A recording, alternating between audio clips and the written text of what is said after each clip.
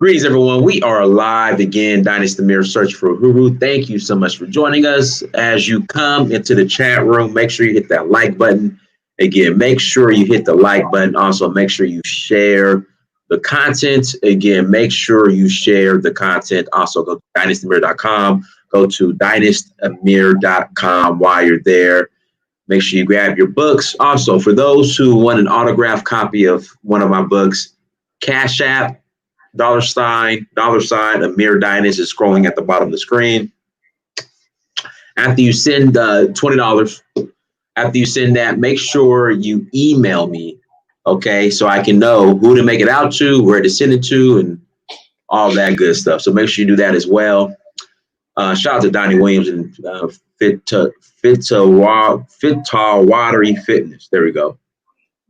So make sure you guys do that. Also, become a monthly Patreon, patreon.com, search for Uhuru, patreon.com, search for Uhuru, everybody. Then tour April 21st to the 30th.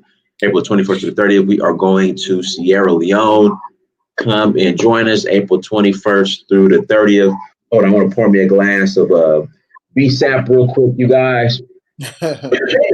Yeah, I forgot. I got some leftover. I got some leftover in the refrigerator. You got leftover. Yeah, I got some leftover. I'm gonna pour it in my wine glass. I'm pouring my coffee. Pouring my coffee. Here we go. Yeah. It's there. Yeah, we poured in my wine glass. Hold on. I tell you. Yeah, I poured in my wine glass. But everyone. No, I just poured in my regular glass. No, it's really making it so difficult. Here we go. Poured in my regular glass. But everybody, today's topic. Why? And I want to get your input on this too. Yitskhaq. Oh, before we get started, we got to introduce brother Yitskhaq Abraham. I'm about to get started. I even introducing my guest, brother Yitskhaq Abraham, one of the people who influenced me to come to the continent. So, brother Yitskhaq Abraham, go ahead. Yeah. I mean, you can go over the topic. I got some, because I was actually online this morning talking to some of my business partners in Tanzania, and and also looking at some other property and stuff. So the topic that we're going to go over today is real good because it was some things that I was looking at. I was listening to a young man who was over in Ghana, and they were just talking about how he felt, it was living in Ghana right now, and how I thought it was a little different from there to what I experienced in Tanzania. And I don't know if you experienced the same thing in Sierra Leone, but people were a little bit more welcoming over in Tanzania. And when I was looking at properties and different things of that nature, he was just mentioning that the properties were much more expensive over in Ghana. Yeah. So what's going on in Ghana, Yitskhaq, is you have what is called the Black American Bum Rush. Oh, to Ghana. I know what it is. Yeah, I know exactly what it is. It's so you got and you got the locals exploiting that. Yeah, of course. They come over there and roll. That's what I was trying to say. I think it was another young man that was on here, I think 2 sessions ago that we were on, and he was talking about he had bought land over in Ghana, and him and his father were going to be moving over to Ghana. And he hadn't even seen the property. And then from this podcast the young man was given, he was just talking about how, some people are sending their money over and trusting people with their money, and then they're coming over and then they're finding out they didn't buy anything. So. Yeah. It's Ghana has became the Black American Bum Rush. Yeah. So everybody's bum rushing Ghana, and they definitely exploiting that, raising the prices on everything. Yeah. I mean, but they're taking advantage of, supply and demand. So, it's the same thing. They done learned the hustle from the United States, it's supply and demand. When the supply goes up and the demand, when the supply goes down, demand goes up, then people raise prices. So there's more people coming out there. So there's less places, for you to stay. So, and then they were making mention of, hey, people were talking about when you come over, you could stay on my couch and all this other stuff, so it's just a lot of fallacies, things that we were talking about before. A lot of people are making these moves without planning, without structuring, without finding out what they need to do, and then they get in a rude awakening when they actually go over to Africa because they're finding out there's things that they need to do way before they go over. Right. So it's funny. Like I'm watching the news here from Sierra Leone, Mm-hmm. and like you get a different perspective when you're looking from the outside in versus the inside out. Yeah. And so Tyler Perry had a turkey giveaway, right? Oh wow. And the line for the giveaway was stretched about 3 miles. Listen, that that is not a joke. I literally but Yitskhaq, there's a place right around the corner from where I live at, and it's an elderly home, and there were people. Like at first, I thought it was an accident or something. The cars were backed up. We never have traffic over here where I stay at. So I live in a cul-de-sac, and the traffic was backed all the way past my block. So I'm coming out of the cul-de-sac onto the main street, and I couldn't even get through because there was that many cars. So being inquisitive, I had to find out exactly where all these cars was going to. So I went around the corner to come around to where they started at, and they were all going into this facility, and they were in their cars getting foods and turkeys and different things of that nature. So yeah, I mean, there's a lot of people who are looking for some food right now because they don't have it. But Yitskhaq, I need you to unpackage this because, like, I'm in Africa, and even though it's considered a third world country, yes, you will never see people waiting in lines this long for food. Yeah, you will see them waiting long for some hospitals if there's some doctors coming from other countries. Though I've seen that. Yeah, but not for food. No, I mean, I haven't seen that. Because but you see, I know, but I haven't seen lines like that at all here in Africa for anything. You're saying for doctors? Yeah. When the surgeons come from other places, like over in Arusha at Chilean, they have a lot of times when different surgeons come over and performing different surgeries. People come from different far distances. Okay.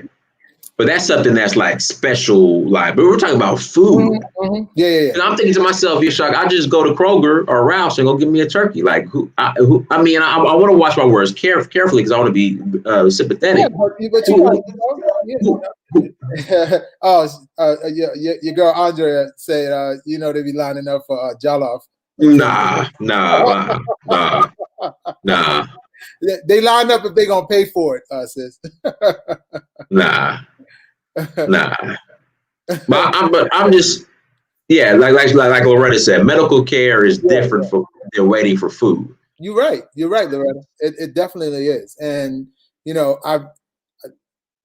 I just think of different thought processes of our brothers and sisters over in Africa. Because in Arusha, I was just talking.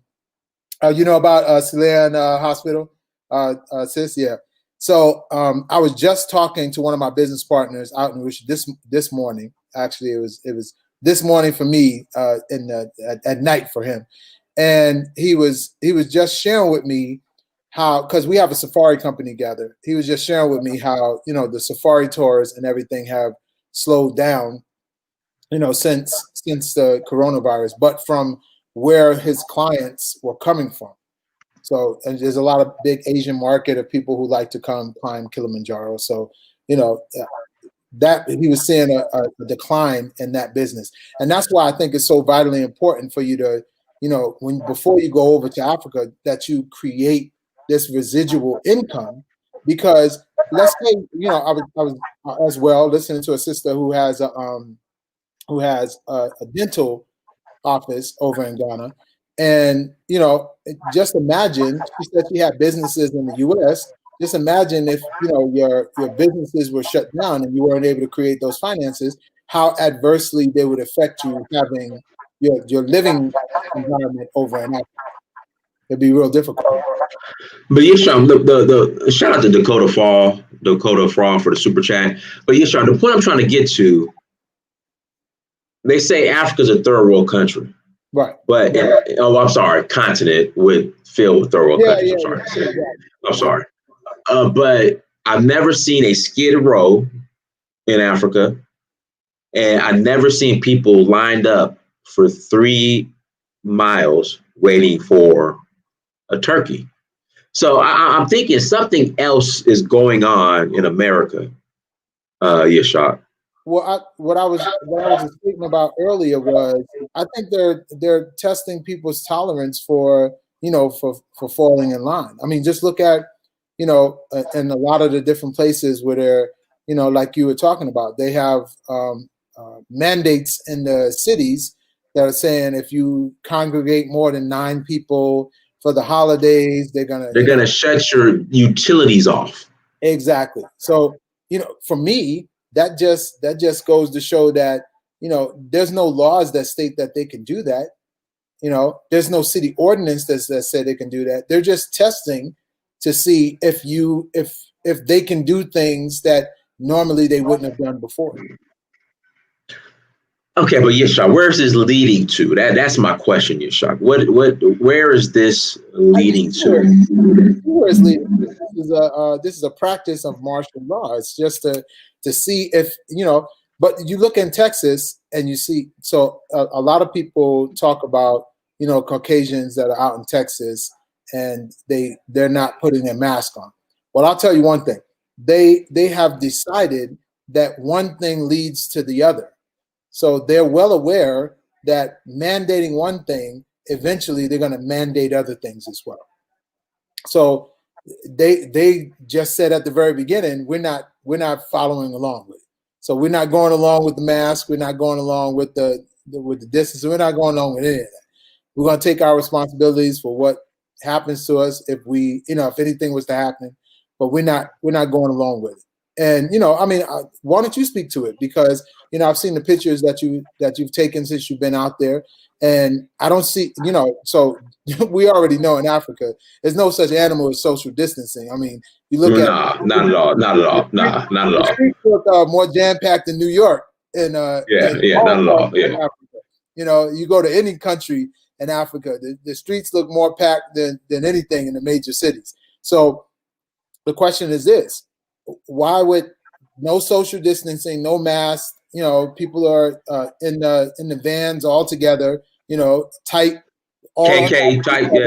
Yeah. Why isn't it rampant? Why isn't the coronavirus rampant out there the same way that they're saying it's rampant here in the United States?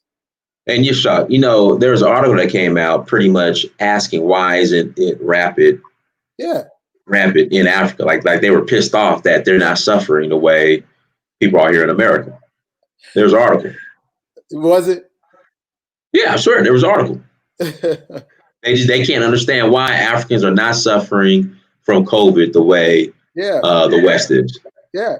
Like listen, just like the sister, I want to say what her name is, but is I love Jesus. So just like the sister is saying, I was talking to my business partners. I was just asking them, hey, what's the situation with the coronavirus? And they were like, there's not a lot of coronavirus. There's not any of that stuff going on. So, the people are here in the United States.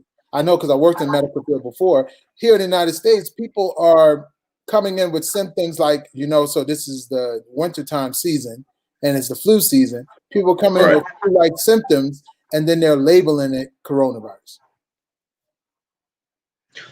Okay, but again, Yitskhaq, I need you to use right knowledge in a package. Like what is going on here in America? It's something deeper.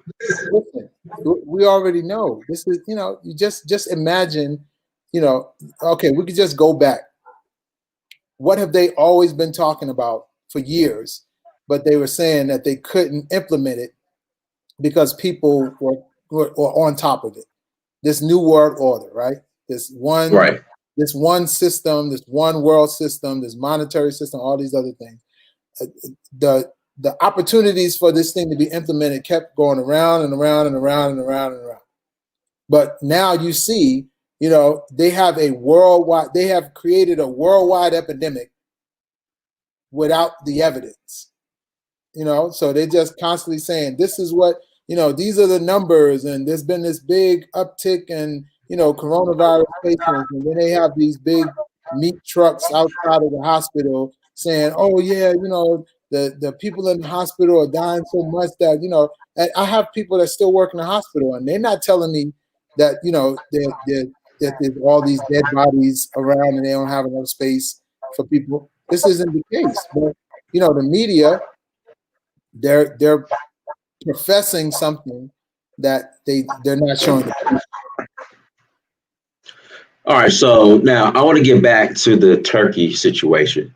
Do you think people are in line waiting for turkeys because of finances, lack of finances, or like, what do you think that is, Yitskhaq? I mean, well, just look at it this way. So in the first 2 months, there was over 58 million people applying for unemployment. All right. But guess what that did? Because some people, the unemployment that they're getting was giving them more of a consistent income. So some of those people didn't go back to work. When their jobs opened back up and gave them the ability to come back to work, some of them didn't go back to work. Some of them are still collecting the unemployment because now they can just get 75% of their income while sitting at home. Right. If you can get 75% of your income sitting at home and you don't have to go out, you look at it. Which one would that person do? Would they go to their job and they hate their boss and they don't have to, they don't have to deal with their coworkers. They just sit at home and get 75% of the money that you were getting before when you was at work. Okay. But again, people waiting in line, these lines, Yitskhaq, I mean, what do you think of it? I think it has to do something with finances. And it's more. Well, I mean, you look at it this way. Before March, the statistics came out and showed that the mass majority of people didn't have $5,000 in their bank account. Right. Fast forward 8 months later, if people didn't have $5,000 in their bank account, what do you think they have in there now? Right. Yeah. So, they're not able to pay their bills. This holiday is coming up, and everybody thinks for the holiday you got to have this turkey. You got to have, you got to have the dressing. You got to have all of these things that symbolize the holidays. So you got to. Right. If you don't have these things, then you're not going to feel. They're saying people are feeling bad and stuff nowadays. So they're standing in these long lines because somebody is saying, "I'm going to give you this turkey." So they're going to stand in this long line so that they can get this food. Yeah, obviously. But their finances is what's affecting it. So, I mean, at the end of the day, who is standing side of a line, for hours and hours and hours, to get a turkey, when just like Kasia was saying, you go to the grocery store and you can buy a turkey yourself for $35.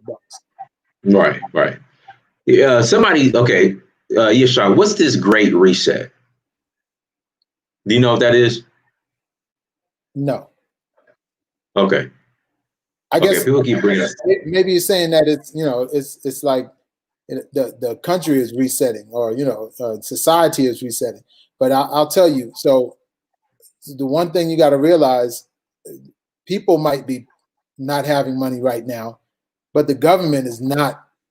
The government is not hurting money. Remember, Right. we have our tax money, so they're not. The government isn't hurting. They're not shutting down or anything of that nature. All of the politicians are still getting paid right now. They didn't get a cut in their paychecks. So, I mean, the reset is with the people. The reset is not with the country. Oh, it's a conspiracy. Yeah. So I'll just let you know I'm not one for anything that has theory in its name. There we go. I'm not going for anything that has theory in its name. I want to have some type of proof that I can go back to, so that I can show people. So when we start talking about things like the New World Order and all that stuff, you can look. I mean, there's data. You can see video and written material of presidents. George Bush Sr. talking about the New World Order. So they've been talking about the New World Order for years. They want to be able to have one monetary system. It makes it easier. They already have one system when it comes down to the oil prices, and that's in U.S. Currency. That's right, the petrodollar. That's right. Yeah. So I mean, they've already have one world currency when it comes down to different things like oil. So now they just want to have one world currency when it comes down to everything else. That's why they killed Gaddafi, because he wanted to take the petrodollar from the U.S. dollar to the gold standard, and that would have taken all of that money from the U.S. So had to get rid of him for that one. Right. So as far as what we do, Yitskhaq, as far as helping people with their legacy building, like how does that play a role into what's going on today? Well, I mean, just look at it this way. We don't want to look at just having enough money to take care of yourself today. You want to build a legacy so that, like people like Warren Buffett, multi-billionaires, have the ability to be able to not just take care of themselves, but take care of their generations for years to come. Right. And that's why they talk about having margin. So not just enough money to take care of yourself, but having margin, having more money than what you need to take care of yourself, so that you have the long-standing ability for your family for generations to be able to be taken care of. And when we talk about financial empowerment, we talk about being able to show people the ability to not only A, make money to provide for your family, but B, show other people how to get to that same financial independence. So, I mean, look at the ability of Yitskhaq right now to be in Sierra Leone, and we just helped a client last week, and Yitskhaq got paid a few days ago, business, and he's in Sierra Leone. He's not even in the United States. Right. So he has a residual income that's coming to him right now, and he wasn't even here. Guys, make sure you hit that like button again. Please hit that like button. In about, we'll say about another 10 minutes, we'll go ahead and open the lines and start taking calls again. We'll start open up the lines and taking calls here in about 10 minutes. Shout out to brother Fode Ablisani. Global reset of the world economy and financial system, which is restructuring Western and rising Asian imperialism. Everything's about to go digital currency, post-COVID. Y'all get ready. Exodus time. You want to expand on that, Brother Yitskhaq? Yeah, but I mean, if it's the way you're saying, if everything is going to go to digital currency, then you could leave the United States and that's not going to change, it's not going to change your financial situation. You have to take care of your financial situation before you go anywhere, because let's say you were to go over to Africa and you have your digital currency. Hey, over there right now, Dennis, are they taking Bitcoins? No. Yeah, so you're going to need more than digital currency right now, because the whole world market is not on digital currency. Plus, the Asian market has been building for much more than just right now. So this is something that's been in the making for years. I mean, the Asian market right now, if you look in Africa, all of the roads that they were expanding in Tanzania were being expanded by the Chinese. Right. So, I mean, the Asians have been buying dirt from Africa for years. They've been expanding their foothold in society for years. They're doing deals with Russia and everything. So, there was actually an article. I have to read it. Basically saying that Asia was going to start pulling out their, I guess, kind of backing out of Africa, or somewhat not investing as much in Africa. So let me ask you, why would they do that when you see over in Africa all the resources that they need for the technology boom that's been going on in Asia? Where they're going to get it from, other than from Africa?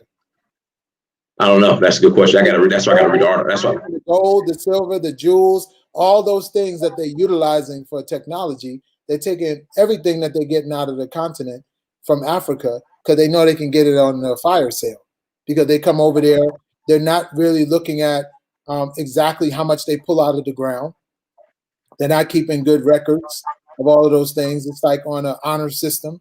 So you pay us for what you tell us you're taking out, not for what you actually pull out of the ground. You know?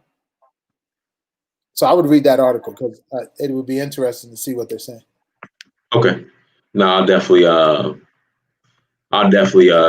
check it, read the whole thing. Again, guys, please hit that like button. Please hit the like button and send me an email if you would like to call in Uhuru at searchforuhuru.com, Uhuru at searchforuhuru.com if you'll like to call in. Let's see here. Let's get into what we actually do, Yitskhaq, a little bit deeper. So financial empowerment. And so that just seems like a catchphrase, I guess, sometimes when people talk, but the financial empowerment is making sure that you have the means to take care of yourself. I mean, look at it this way: whether they have digital currency, whether they have paper currency, which started back in in the early 20s and stuff from here. So no matter what you're looking at a form of finance that's going to be able to pay for what you need. Airplanes, anything that you need to move around, buy property, buy food, you're going to need some type of monetary ability to do that. And what we're doing with our company is showing people the steps that they need to do. First of all, not just the steps. The first thing is teaching people how money works, because money is like a language. And if you don't know the language of money, if you don't know how money works, you can get $1 million. And if your mind frame is of a person who's only making $30,000 a year, you'll be the $30,000 before you know it. Just imagine, just remember, there's a bunch of people who won the lottery, millions of dollars, and then went back to zero. Why is that? Because they haven't raised their financial knowledge. They haven't raised their knowledge of how to maintain money. When you think it to yourself, like I was looking at a video the other day on YouTube, and a gentleman was talking about, do you go and take $30,000 or $50,000 and buy that car that you want, or do you take that same $30,000 and $50,000, buy a piece of real estate that's going to generate a monthly amount of money each month, and then take the residual income off of that to buy that car? And I said, that sounds like I hadn't thought about it before that. But see, that's financial knowledge. That's understanding, are you going to create a liability or an asset? So is the money that you're going to have, are you going to be looking at ways to spend down the money, or are you looking for ways to place the money in places that's going to generate residual income for you, which is now going to be able to create this ability to buy different products without taking the cash itself and removing that, so you no longer have it. Right. And this is the same thing in Africa. People have to come over now to visit. So why wouldn't you look at having a piece of property and places for people to rent out that's going to generate an income for you while you're over in Africa? I think that you're right. I think that would be smarter, because the times that you're not in Africa, you could be renting out that place to people who want to come out and visit. No, you're right. You're right. Bo Diddley, I just sent you the link again. Bo Diddley, I just sent you the link, so we're waiting for you to call in. Again, Bo Diddley, I just sent you the link, so we're waiting for you to call in. Let's see here. Academic and financial education is important in every community, but especially the Black community. I ain't teaching my 4-year-old granddaughter the difference between want and need. Yeah. Oh, yeah, for sure. So, I mean, just talking about that, you know, people say, oh, I need this or I need that. You know, I hear this all the time. You know, people have a perfectly good working car that they don't have a car note. And then they say to themselves, man, I need a new car. No, you don't need a new car. You want a new car. You don't, Right. Right. you don't need a new car. You want a new car. You know, and to be clear, as long as you know what it is. I mean, if you have the money and you're able to do it. But I saw another post on Instagram, and a guy and the post was reading, I have $200,000 in the bank in my 401k, I think he said, and I have $3,000 in my checking, and I have $5,000 in my saving. So he said, instead of saying I have 300, and some odd $1,000, he only had the $8,000 that he had joined together in his checking and savings. That was it. He didn't look at the money that he had for long-term savings as a part of the money that he was going to spend. But other people, they look at that money that they have in their long-term investment, and they want to do anything they can to get into it so that they can, start to spend it down. No, you're right. All right, we got a guest. To get into it so that they can, start. Danny, you got to turn off the replay, Danny. It's like the radio. Danny, you got to turn off the replay. You got to turn your radio down. Yeah, I apologize. No problem, brother. The replay is off. Yeah, we done. All right, go ahead, Danny. I'm coming through clear for you? Yeah, go ahead. This is what I want to I've been listening to you for a while. And it's like, I think you need to be like more specific in certain cases, because I noticed you like to use that Skid Row comparison. And it's like, what part of Africa are you talking about? Like, because we need to be honest about the realities of certain African countries. You know, like by you being Nigerian, it's like, can you honestly say that you haven't seen nothing like Skid Row? I can honestly say, me being Nigerian, the countries I've been to in Africa, I've never seen a situation like Skid Row on the continent. Never. Yeah, so he's talking about an area where people are congregating together in homelessness and like encampments. Have you ever seen like Skid Row, brother Danny? Yeah. Yeah, so I mean, it's pretty much one in every city on different levels.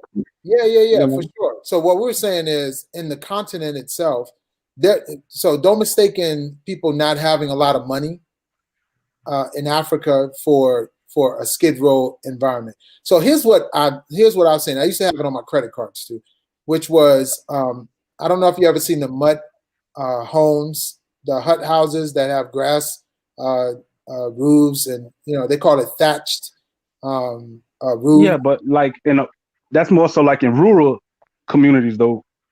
No, correct? they have that's in rural communities, but they have those same type in Arusha in areas. They have those same mud houses. The bricks are made from the mud, the bricks from mud, and it's like one room. But even in an area where people don't have a lot of money, it doesn't look like Skid Row. It's a different look and feel than Skid Row. And then in Africa, a lot of but we have to be clear about what exactly Skid Row is. No. Skid Row isn't just like people that's hard on their luck and necessarily can't find food or. I mean, Skid Row is like an epicenter for where the mentally ill congregate at. Yeah, drug addicts, the mentally ill. So, I mean, these people pretty much have access to whatever they may need, but due to their mental illnesses or whatever, drug addictions, they refuse it. So they pretty much choose to be out there in a lot of cases. But I mean, when you talk about places like in Nigeria and all those, like, they don't have access to what the average person on Skid Row has if they're not in a position where they don't need it. I mean, yeah, you got people in Nigeria that have money, we understand that. But I'm saying, like, for a person in Nigeria, like during these times of COVID, like those people that don't have it. They're dead. It's nothing. They wish they had a place like Skid Row where social workers come out there to provide turkeys and to feed them and to look out for them. I mean, let's be honest, what we're dealing with, brother. Because the same effect, and that's why I wanted Dynas to speak to it, because the same effect that's going on here right now with the coronavirus and how people aren't able to create the finances to take care of their family. A lot of that stuff is not going on in different places in Africa because these numbers are kind of being hyperinflated here in the United States, and the shutdown of businesses and all these other things of that nature in areas that are unjustifiable. You know, because imagine it, one store they'll shut down a Marshalls or TJ Maxx, but then they'll keep the Target and the Ralph's open. No, you're right. What's the difference between catching coronavirus? Dan, you got to turn off your replay, brother. You got to turn off your replay, Danny. Or go ahead. Yeah. What's the difference between a person catching coronavirus? Like the coronavirus ain't going to jump on you in TJ Maxx. You know, they're going to close down TJ Maxx because, you know, it only jump on clothes, but on food products, you know, where more people touch the food products than clothes. You mean to tell me, you know, you're more likely to catch coronavirus in TJ Maxx than you are in a grocery store? Okay, but as far as the coronavirus situation go, I mean, how much of the numbers that you're speaking of are related to the fact that they actually are testing for it in America? You know, whereas in Africa, I mean, you may have people that come down with respiratory illnesses and just die, and it's just over with. They just dead. They pack them up and it's over with, bury them. Nobody even cares whether they have corona or not. So, I mean, but if that was the case, and then another thing about America. Sorry, another thing about America is you have to look that America is a lot of people travel in and out of America. A lot of people travel out of Africa too, brother. Yeah, a lot of people travel in and out of Africa too. Yeah, because remember, Africa is a continent now, so you know they're moving around in Africa from different areas in Africa. Okay. So people are going to South Africa. People are going to okay. And those Africans, are we going to pretend as if they're not catching COVID? No, I mean, Daddy, what do you? I'm just saying, Daddy, like, Daddy, what point are you trying to make, Daddy? Daddy, what point are you trying to make, brother? I'm trying to understand because you're using certain comparisons, you know, to what I'm saying is my point is that the examples and the arguments that you're using for African Americans leaving America, I mean, it's almost as if these issues don't exist in Africa, when the reality is Danny, I can with great confidence, Danny, I can tell you with great confidence that there are no Skid Rows in Africa. I can with great confidence tell you that. My brother, do you know what Makoko is? Are you familiar with Makoko? Is that in Ghana? Where's Makoko at? It's in Nigeria. Makoko is right off the bridge. I mean, but my point is, all I'm trying to say is that that's not even a comparison that you can make.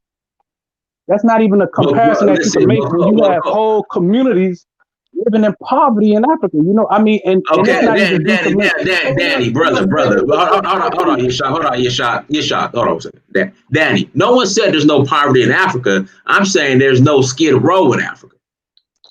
Okay, but what is Skid Row? We have to be honest with what is Skid Row. It doesn't matter what Skid Row is. There's no Skid Row in Africa. Okay, that's because it's all there. It's all dispersed. So you're saying there's no drug addicts and homeless people in Africa? No, that's not what I mean, so what is your point about? That's not. I'm saying there's no Skid Row in Africa.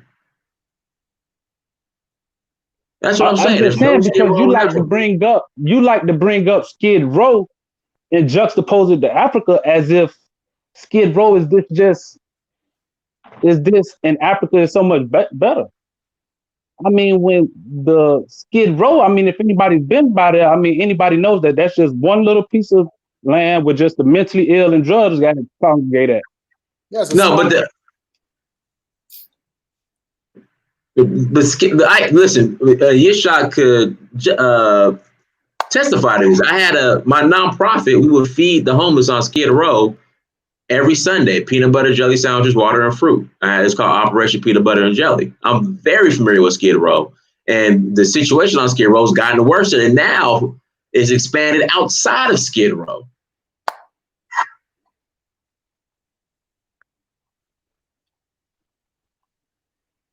You there, Danny? Yeah. Yeah. I mean, I'm not trying to, I see people saying I feel like Africa doing better. It's not about Africa doing better. I'm just saying it's about the realities of what places like Skid Row are and what somebody leaving America to go to Africa would encounter. You know what I mean? So they're not going to, Danny, they're not going to encounter Skid Row.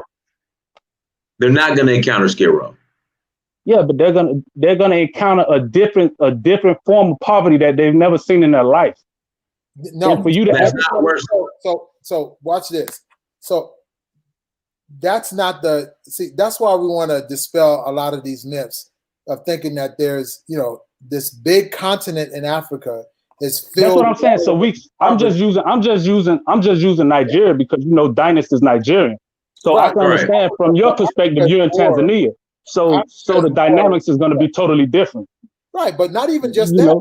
You got a lot of people say Saudi Arabia isn't in Africa, and I tell them they're bold-faced liars. All of those places are all in the same exact place, and there are people who have money, and there are people who don't have money. But what we were talking about was, just like you made mention, different programs where people come out to get food in Turkey and different things of that nature. They have Christians that come over to Africa and do these food programs and all this other stuff of that nature. But these are not in the sense of what we're talking about Skid Row is, because like you said, it has mental illness, it has it has people who are on drug addicts and different things of that nature. But that's not what's going on in these areas in Africa. There are areas that have poverty. And we're not trying to say that's my point, though. But to compare that poverty in Africa to poverty in America, the component that you're missing is that the poverty in America is due to mental illness, drugs, and a lot of other factors that's not pertinent to Africa. Where you have poverty, where people are impoverished due to no reason of their own, just bad circumstances. Well, not everybody on Skid Row is there because of bad circumstances. 90%. 90%. When we're doing 90%. there's 90%. Row that there's homeless shelters. Listen, listen. Let's be honest. 90% of the people on Skid Row are there by their own volition due to mental health illness. I just want to say this. Now, the area that Skid Row encompassed before, it's now spread out much further. Right. Than where Skid Row was before. Now it's like downtown LA. There's Skid Row encampments over there where they have all of the flower shops.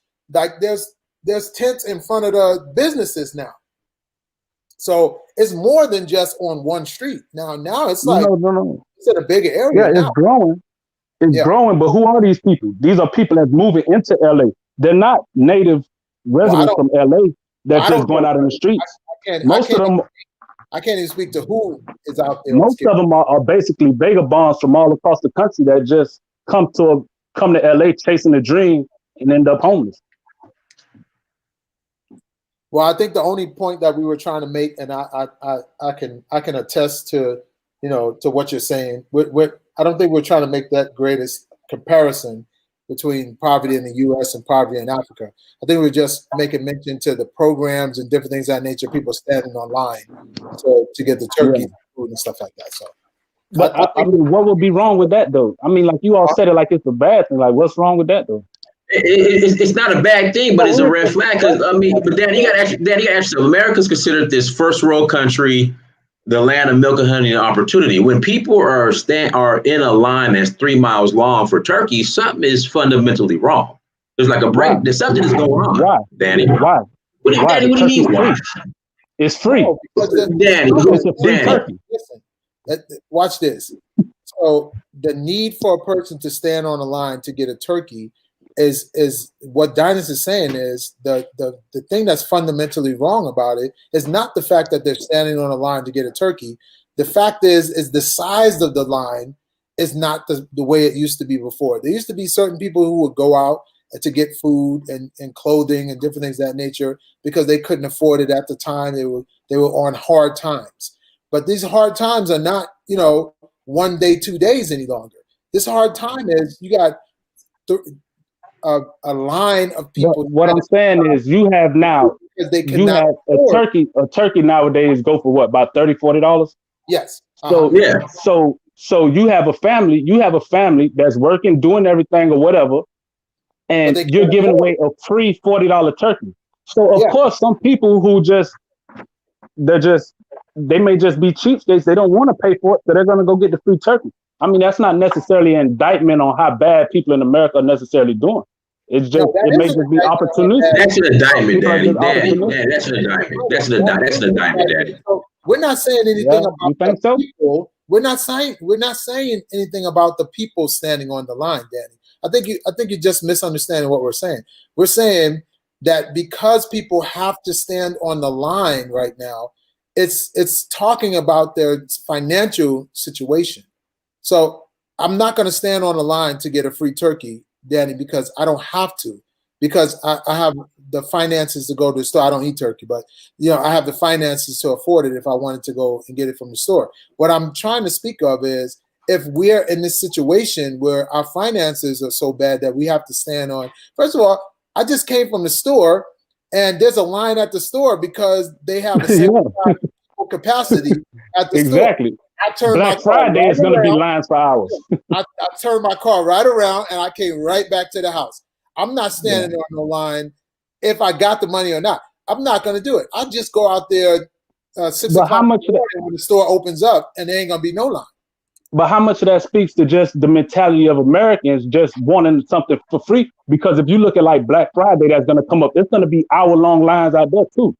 Yeah, and they're not getting nothing free. They're just getting a discount. Yeah, so I mean, either.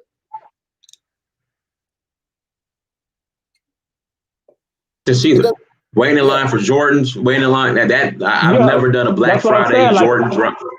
That's what I'm saying. Like some of these things are just like a part of just American, just the mentality, like how we just almost a scarcity mindset where anything that seems like a deal, we just run to it.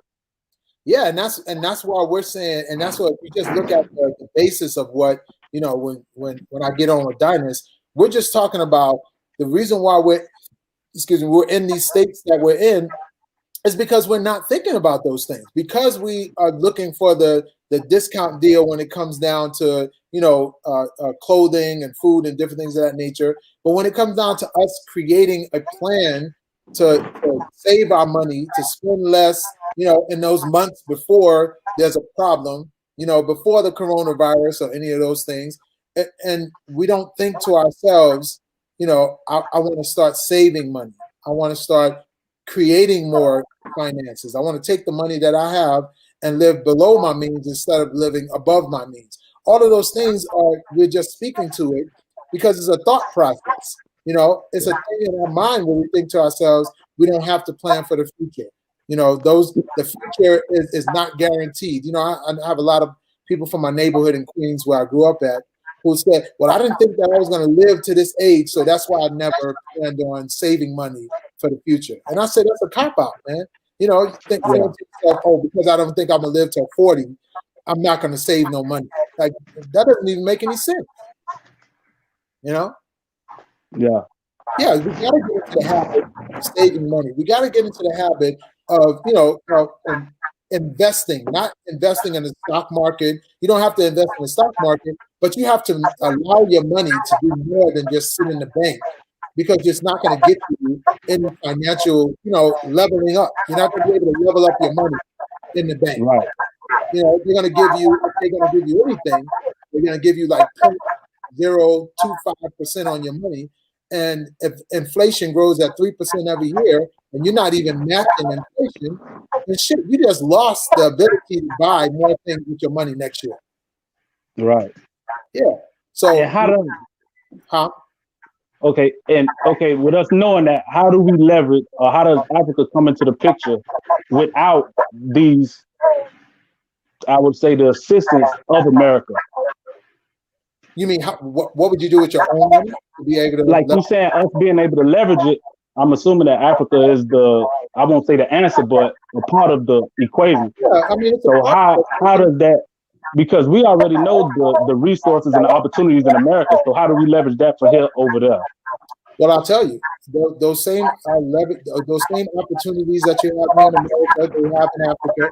But the thing about the money that you get here from America, you can have more spending power with your money over in Africa.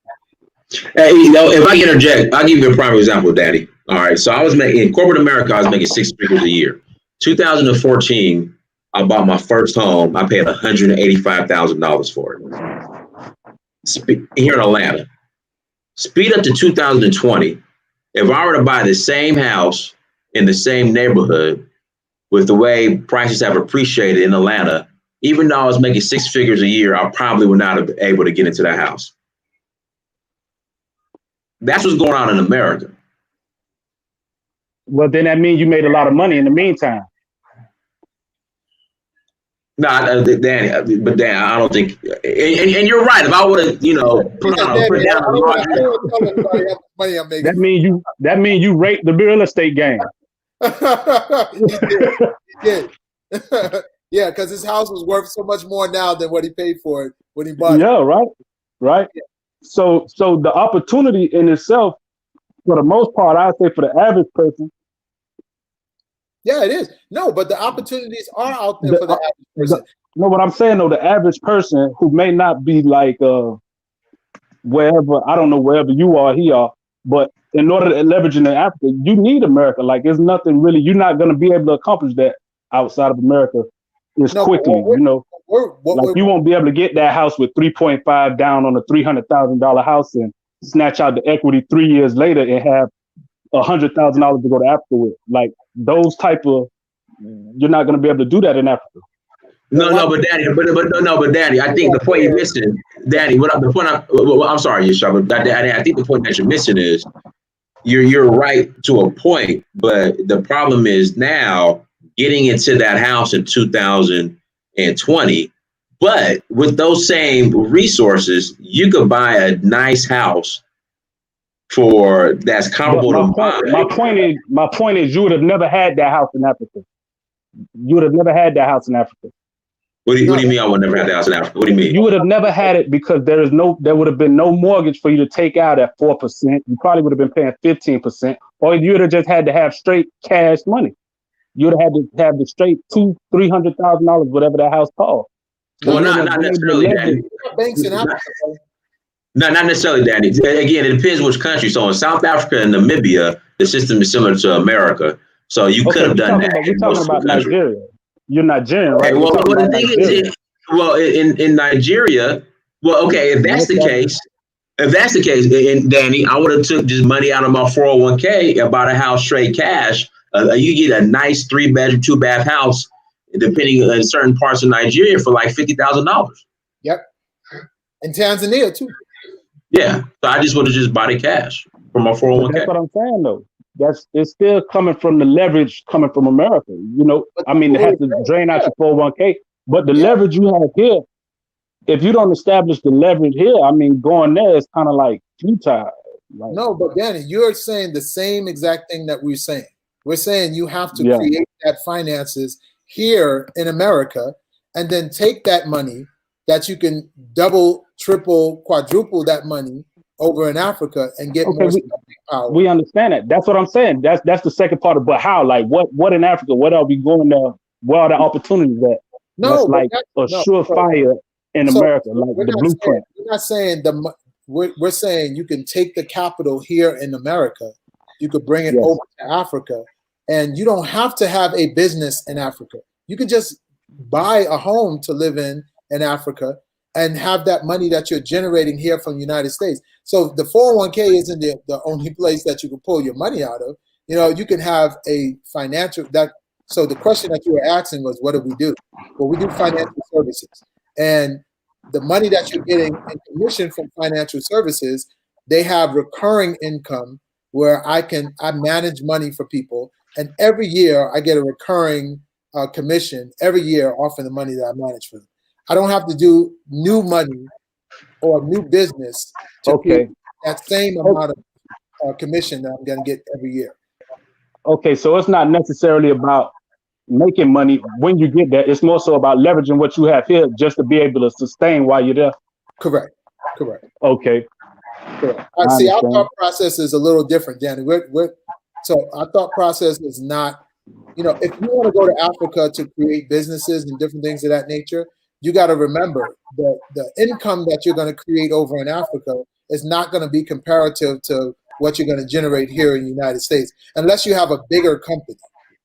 So if you do things like construction and things of that nature, the cost for you to be able to perform those services, you're not going to get paid like the people that get paid in the United States. But now, if you have a concrete company where all of the people go through to use the concrete to build the buildings, that's a different business. Oh, hold on one second. Go ahead, Lou Major. Okay. First of all, how's everything going for you, Dennis? How you enjoying Freetown? Oh man, Freetown's great. It's Freetown, man. I'm free. It's beautiful. It's good to see you in your traditional African garb. I haven't seen you in that in a very long time, and you seem to be more yourself right now, man. You got a glow to you. Thank you. Yeah. That's him eating at the restaurants too, brother. Yeah. Anyway, I think one thing that we all have to understand, and I'm glad, Danny, I'm actually glad you're here. I don't know you, but I'm glad that a person who represents your point of view, I call it the Nakmezi point of view, kind of like that. showed up. What you have to understand is that, and this is really cross-racial. I mean, this is a Black-centered show, but this comment I'm about to make is cross-racial, okay? But we're going to focus on Black people now. A lot of our brothers and sisters, Black America, have what I call middle-class syndrome. And that doesn't mean like they're economically in the middle classes. It's more like they are used to everything kind of being set up in a particular way, right? And if it's not in that way, then they don't particularly have the ability to function. In the sense that a lot of people who are in FAB, Foundational Black America, FBA, and ADOS, those specific types of people, or your Nakmezi Afro naysayers, those particular types of people, those are people who, if they went to Africa, would be looking for a job. You understand? And so I think people like, Antonio Moore, the Nakmezis of the world, the Tariq Nasheed, though they're enriching themselves by, exploiting Black ignorance, they're also doing a huge favor for Africa and certain types of Black people, which is they're keeping a lot of your mentally diseased Black Americans from showing up to Africa, which is not actually a good thing. I've revised my position in the sense of I used to believe that Black Americans need to come to Africa, blah, blah, blah. I think I've revised that in the sense that I think that most Black Americans should probably not come to Africa and probably should stay in America. And I think that they would be happy to be there. I think about maybe 10% of the Black population should show up to Africa because those people would actually see, for example, like, let's go ahead and use Nigeria. Nigeria has a myriad of problems. For example, unreliable electricity. For example, unreliable services in general, schools, healthcare. Now, to a person with what I call middle class syndrome or the Nakmezi syndrome or whatever you want to call it, they're going to see, well, those Africans need to get themselves together before I go over there. they need to get their shit right, because I'm here in America and they've got everything together, but those Africans need to get their shit together. And the reason that they would say that is because their minds are limited to this stuff should be prepared for me. Versus a person like Dynas, who's not like that, might say that's an opportunity, because if they're not getting reliable electricity, and I can get some people behind me, then I could provide that reliable electricity, and I could make a lot of money. If they're not having proper roads set up, if I could build those roads, then I could make a lot of money, right? Those are entrepreneurs, and so they're going to go down there and they're going to create things that currently don't exist, and then in the process enrich themselves, right? A person like, say, our brother Danny here, who's a good guy, I bet, but Danny probably has a job, right? And you don't need a guy like that there. He needs to stay in America and have a job. And then what he probably should do is maybe give money to somebody like yourself or Dynas, and then they'll take that money and put it to use and build something, right? Because the reality is we have to come to terms with certain realities of where our people are. Now, I want to make this clear. This middle class syndrome is not just black folks. There's a lot of white folks that are like this too. Okay? There's a lot of Asians that are like this. There's a lot of people that are like this. So this is not just a black issue. The reason that with black people it's a little bit more egregious is, for example, if white people saw white folks going to Africa to make money or to build something or to create a new life for themselves, white people are not going to go out of their way to discourage other white people from going. They're just going to say, those guys are crazy, but I'm not doing that. But that's the extent of it. They're not going to really go out of their way to make entire videos or entire monies go ahead and try to stop white people from going to Africa. As a matter of fact, there would be a market for it. If there's some white guy screaming and yelling about how Africa's terrible and white people shouldn't go there, he's not going to make very much money. In our community, there is that, right? And the reason for that is a lot of our people are in miserable situations, right? And they want others to stay in the same misery that they're in. And so anybody who's going out and is brave enough to go ahead and do something like that, that is going to be a direct reflection on them, and you are depriving them of their ability to be a victim. And once you do that, then you're almost attacking a sense of that person's identity. So that's why people like your Nakmizis or Antonio Moore, those like the people who spend a lot of time telling you not to do stuff or pretty much complaining about how things suck in your life, they make a lot of money because they allow people with impoverished mindsets to feel good about having things. You understand what I'm saying? Yeah. Right? Now, here's my thing. One of the things you said is that black people, before they go to Africa, should have some form of residual income before they show up. I'd like to ask you why you feel that is an essential thing before going to Africa. You said why do I feel people should have? Why do you feel like it is an essential prerequisite that black people have a sort of residual income before they go to Africa? Why is that a prerequisite in your mind?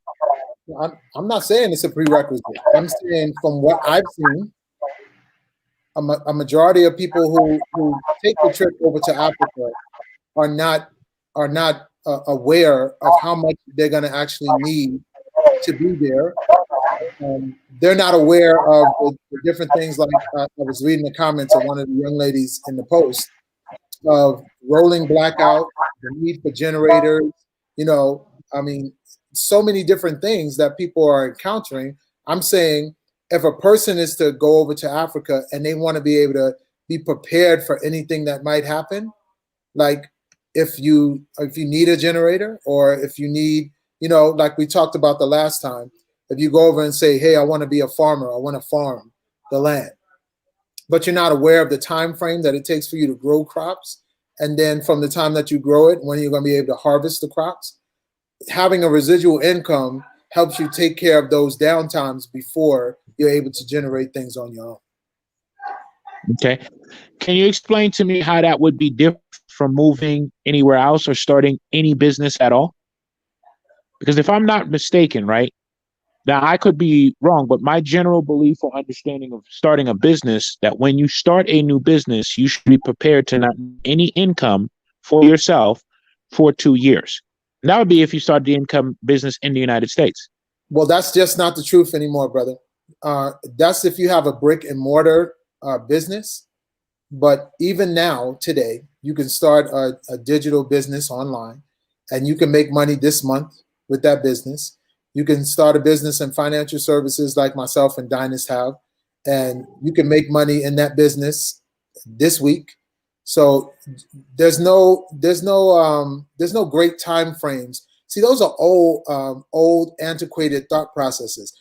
Because now, with the way people are making money today, that same ideal that, it takes 2 years for you to start making money, and 50% of the people who get in business is going to go out of business. Well, that is a true statistics when you have certain types of business. That's businesses that are controlled by what we've seen in the coronavirus, with people saying that you're an essential and a non-essential business. But in financial services, because there's a group of people, they call the baby boomers, who were born from 1946 to 1964.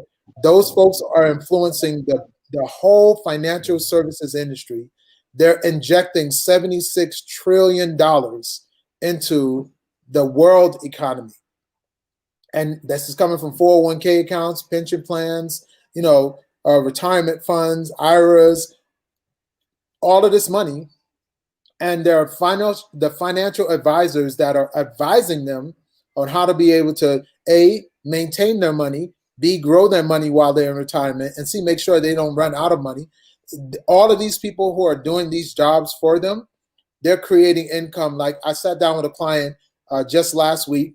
I helped her move over $795,000 out of her 401k account, and that generated a commission of over $24,000. So, but these are the things that are going on right now, and this is every single day. There are baby boomers that are retiring from their jobs every single day. So it just depends on what industry that you're in, and what's the close time. So when you're looking at something like real estate, 3 to 6 months before you close on that client, and your commission is going to come after that. But in financial services, I can help a person today, and I can get a commission next week. Abraham, Mr. Abraham, you said you're in financial services. Can you tell me exactly like you're a financial advisor? Do you do annuities, equities, 401k rollovers? Yeah. And so let me make sure I understand this. Are you saying to people right now that you're able to create a substantial client base of people who are going to do these rollovers with you in a fairly short period of time, completely independent, without putting out any substantial resources? Yeah, I don't buy no marketing material. Yeah, I don't do any of those things. We have a website, but it's the way my company creates the leads. So it's not, we deal with warm market referrals. That's why I don't have to buy leads. I don't do any of those things that traditional financial services industry folks do. Okay. I'm not, I don't have a judgment call on that. I'm going to take you at your word for that. I'm sure Dynast knows you. So if you give him your email address, I'll send you a link to one of our. I wouldn't. I mean, I would definitely love to hear about that. Me personally, I don't. I'm not a financial advisor. I'm more so on the trading side of things. I will say this. No. What I'm trying to help you understand is that when I say that 2 years is not a matter of generating income, when I say it typically takes 2 years, I'm saying that typically there is upfront investment, even in as a financial advisor. I'm going to assume that you're dealing with mid net worth to high net worth individuals, there's typically some kind of marketing. That's not our market. No. Okay, so you just said you moved $793,000. Yeah, but that's a woman. She worked at the hospital. She's not making. She doesn't make over $100,000 a year. Okay. Well, I mean, I'm gonna take you out. She was a very good saver over the years. Cool. Yeah. She didn't make over $100,000 a year for all the years that she was working, but she continued to live like she was making $50,000 a year, even though she was making $80,000. Right. And so I appreciate what you do, man. I hope that I think that is great that you're doing that, helping people, manage their money. I think that's a really positive thing, and I'm all for it, man. But anyway, Dynas, man, I wanted to say good luck out in Freetown. When are you gonna go ahead and pick up some land, brother? You gotta unmute yourself, man. There was feedback coming from my end. It's gonna be 2021. Oh yeah, how much land you getting? So the businesses are set up because I'm real picky, Lou Major. I just don't want to be buying land. Just say I have land. You know what I mean? So it's going to be 2021. Here's what I think you should do, Lou. Dynas. I think you should buy yourself some land, and then you should go ahead and buy 1 acre and give it away to a lucky listener, maybe a guy named Lou Major. You gotta love it, man. You gotta love it. I mean, just think of the notoriety. Just, you'd be the guy who gave away land. You'd be the land giver. You gotta love it. You gotta love it. I like you. Nah, I'm a likable guy, man. Hey, man, keep up the good stuff, man. I love what you do, man. Rock out, brother. All right, brother. Appreciate it, man. All right, 2 Nigel, go ahead. Thank you for having me. It's an interesting discussion. Thank you for coming in, Abraham. Regarding this monetary stuff, I don't know a lot about finance, but I have been processing some ideas a while ago because people always talk about group economics and all the rest of it. Mm-hmm. And I know as an individual, I have contributed to political parties, even if it's a few pennies every month, but over years it does amount to things. Yeah. So I was thinking about what is there anything particularly wrong with creating some kind of fund or an account that funds go into, controlled by respected and selected individuals that would activate those funds to buy assets. That's low risk assets, so that those assets can be leveraged to perform activities like you said in Africa, like buy up strategic industries because you buy up intellectual properties with those and use them to develop the continent further. Because the reason why I'm saying this is because one of the reasons people don't do this type of things is because of trust. Right. Nobody trusts anybody to handle funds. So that's one of the hardest things. If you have a means whereby you select a group of, say, 50 highly respected individuals, academics or whatever from any profession, and they all have to sign off on moving funds from one point to another because the funds are designated for a specific purpose, only to invest in low-risk assets like real estate in jurisdictions where they can never be stolen. Is there any instrument that will stop that from happening in the finance industry? Well, they have different things like that. They have unit investment trust. They have real estate investment trust. Where you invest in like multi-unit homes, and then the monthly rent that people pay into is paid out to the shareholders. So they have that same type of thing here in the U.S. So the structure is already set up for you to be able to do that here. So I don't see why it wouldn't be something that you couldn't set up in Africa as well. Yes, I was looking at maybe from the diaspora because somebody said in the comment that we like to spend the money in the diaspora while we all want to go to Africa. But in life you have to use the advantage you've got, and I don't see why people should be thinking like that. So But you see, my point is, I believe there's a great opportunity for doing a lot of good if we can form some form of body that is trusted, and the funds are only designated for one thing: to invest in low risk assets. Like, you see what I mean? So Right. if there is, so you said they are already doing it. Do you have examples of this type of things already being done? Yeah. That's why I made mention of the real estate and investment trust.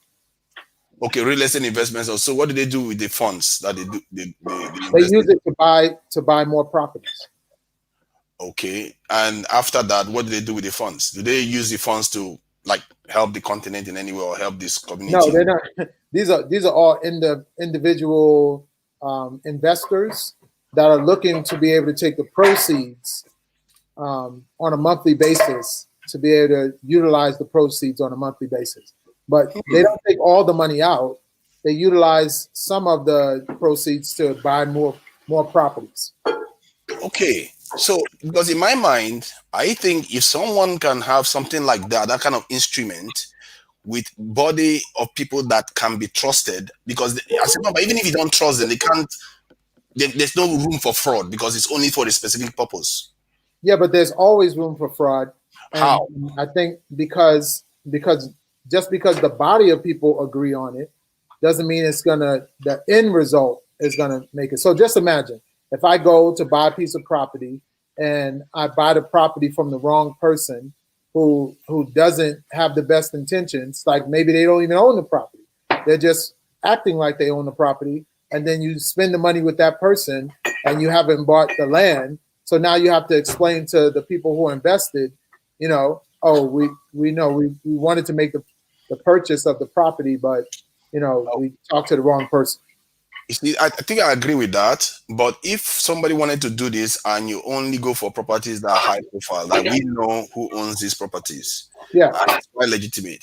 And then you also, the individuals that are involved, they only buy these things for specific purposes. That's the people that belong are contributors can vote on what they can do with the funds. Right. They have platforms they can do that with. They can vote on what they do with the funds, and that is all they are allowed to do. Even the banks know what they are allowed to do because it's public, and they vote on these things.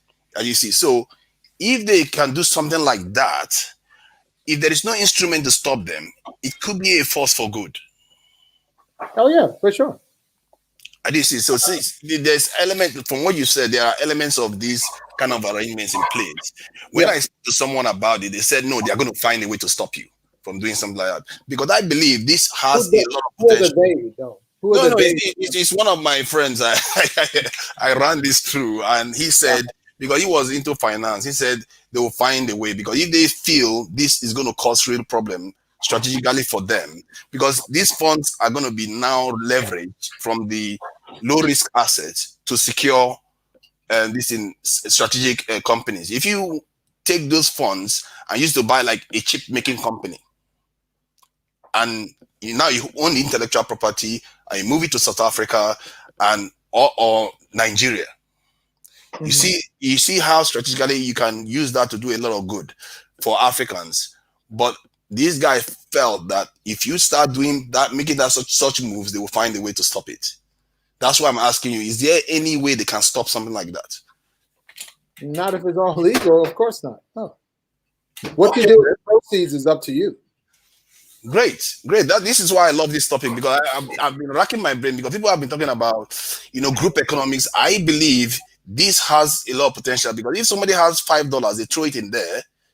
We have 30 million African Americans. We have a lot of diaspora.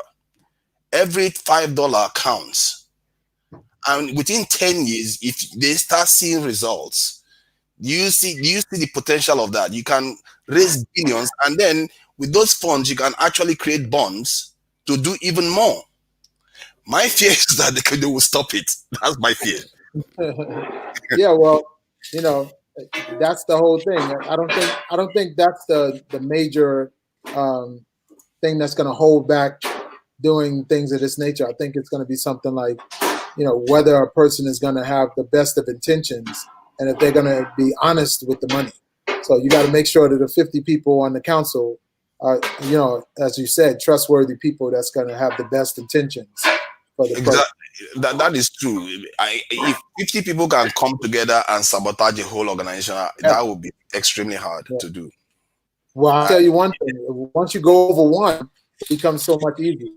The idea is not to select any person. You have to select people of high repute that have probably have a lot of value, and and are successful in business already. Exactly. So if you select people that are of high repute and beyond reproach, and people that know the value of what you're about to do, there are people of high respectability that will want to join such an organization just to serve, even if it's on a charitable basis. So if they come in, their only duty is just to vote on what the contributors have decided. That okay, now we'll vote and the funds will be moved to acquire whatever asset they need to acquire. And it will be slow, but it will be sure-footed. I see. So if that's something that is workable, man, if anybody has, see, I'm not a financial guy. I'm just putting this out there for it to be criticized. If it's something that is viable, somebody should do these things, because I'm not financially minded. Well, I mean, it just takes the want to help people, But creating what you're saying, that's a big, responsibility, brother. Because when you start collecting monies from other people, it makes you responsible for the outcomes, and and that's the thing I think a lot of people don't want to be responsible for. When you start, collecting monies from people and talking about long-term investments on group investments. That takes a lot of, you become responsible for a lot of things. Political parties do it all the time. Yeah, and I know, and a lot of money gets stolen that way too. Yeah, I guess so. But with this one, they won't be able to steal it. This one is more regimented, and you have this organization they do in Africa where people come put money together, and you have this type of situation whereby somebody might just pay off the money now and again. But with such structure, if you create it well, even if it's you can even increase the number to 100 if you need to. As the process starts growing, you can start with maybe 10 trusted people, then you grow and grow and grow with the size of the funds. And I agree, nobody wants that kind of big responsibility at first. But if there is nothing to stop it, that type of organization can do a lot of good. Because anybody can contribute to it. It's like every other political party that takes funds. Right. One of the points that was raised was that what if somebody puts money that they got from fraudulent activities? What happens then? Because the banks will come after you. Then you create accounts. Well, no, because let me tell you, that's why they have so many laws here in the U.S. That the banking laws and different things of that nature to make sure that the money, they have to vet where the money comes from to make sure that it's not, money that's, that's from fraudulent activities. The point what I said could be a measure to mitigate that would be to have multiple accounts. The organization will have multiple accounts so that if one has been hit with some funny business, then if the fraud organization is investigating, then the activities still continue. You design it in such a way that it is resilient, so it can be stopped. Yeah. You see what I mean? So it just needs people that have the the financial because the financial stuff. I don't like to get myself too tangled into something that I'm not very aware of. But I feel like I've seen political parties take so much funds. They raise hundreds of millions and they don't even do much good with it. So there's no reason why we can't use such instruments to do more, because I used to contribute a lot of money every month to the party here in the UK, and I'm not sure they've done that much for me. Yeah. How can I contribute to something that actually contributes to the continent? Yeah, for sure. Yeah.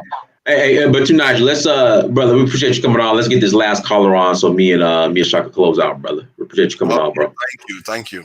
All right, now. No problem. All right, Rokoya, go ahead. Hi, everyone. Hi, Prince Dinas and Mr. Abraham. Great conversation so far. And I think that while listening to Niger speaking, I think that you guys have pretty much, you have a strategy that I think, has a lot of potential as far as, providing the capital that is really needed in Africa. And I mean, while I was in the chat, and then the gentleman who had called Danny earlier, I think that a lot of people do not realize the opportunity that is being presented in terms of what Africa can hold for growth, for legacy building, and for building real wealth.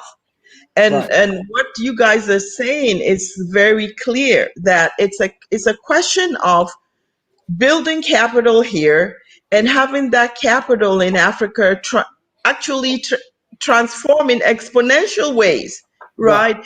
And I try to illustrate this to many African Americans here who have the same thinking as he does, where they think, well, Africa is poor. Africa does not have the infrastructure and all that. And I say to them, think about it this way. The only things that Africa is lacking in terms of the module for production anywhere in the world, you need resources, you need labor, and you need capital. When you put all those things together in the engine, you get growth. Yes. America did it with free labor. Europe did it by stealing resources from colonies, added the labor. So the pieces of the mix are right there. If you want to be a visionary and you want to see great things, you have to be able to put these things together. And we're saying to these people, thanks to people like Dinah's and you, build some capital here and take that capital in a legal way into Africa and see that money grow. Right. And it's going to grow because you are going to be building industry. You're going to be building new things, right? So I just thought I should come in and first of all say to you that, people are listening. We think this is a wonderful opportunity. And a lot of people always ask, but why do Africans leave? Why? I mean, that's something that they'll say, why do we go back to Africa when the Africans are leaving? And that's what it is. The Africans are going to change their capital because they realize we have the resources. And who has kept the capital from them? I don't want to answer. It's obvious. The capital is out there. It's in the West. They have built systems where they keep capital from going to Africa. They actually take capital out of Africa. And it's people like us who have vision, who have understanding, who can say, we're going to grab some of this capital, like you said, from our 401ks, from our stock portfolios, however we make this money, and we're going to take this money and put it back into Africa and get it working. So I really am interested in hearing more. I think that we're going to just keep pushing.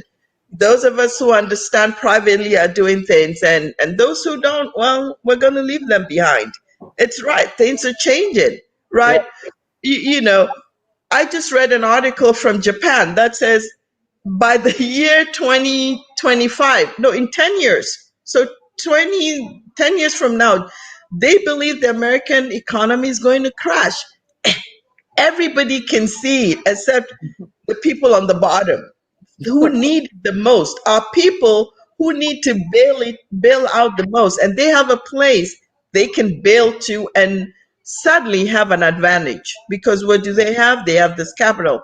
So I just want to say, you guys keep on doing it, and both people from the diaspora and Africans on the continent are listening, and we now need more partnerships, and we now need more collaboration.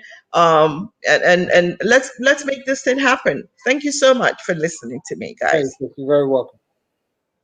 You're muted, Dennis. My bad. Thank you for joining. Yeah, but brother. So people who want to reach out and learn more, Yitskhaq. In fact, everybody, my link is in the chat room. I mean, reach out to me and Yitskhaq, and let's schedule a sit down, a time to really go into depth in regards to what we do, as far as me and Yitskhaq and how we partner and how we're creating opportunities and really on this crusade as far as financial literacy, so we could, again, put ourselves in a position to take these U.S. resources and flip them in Africa and build in Africa. Yeah. So, I want to shout out to the sister Fadila that was on one of the other podcasts that we did a few weeks ago. We've been able to sit down with people and really give them some clarity on, just this money situation, how to generate this income. And, we're here to help. So, our information is free. So we're not charging people for any of the information.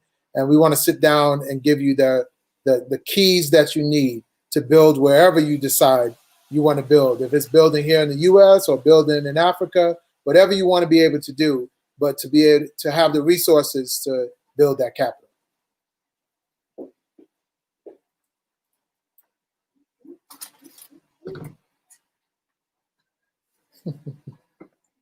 All right, guys, my link, I know there's feedback coming from my end, so that's why I keep muting myself. But link is in the chat room, everybody. Again, link is in the chat room. Click on that link, message me, and let's get it going. Dinus, please read the article on the Asians who are backing away now from Africa. I'm gonna check that article out. I'll make sure I check it out. But again, link is in the chat room. Click on that link. Let's chop it up, you guys. I'm enjoying Sierra Leone. So what we'll do, we'll close out. Anything else you'd like to share in closing? Make sure you bring me some. All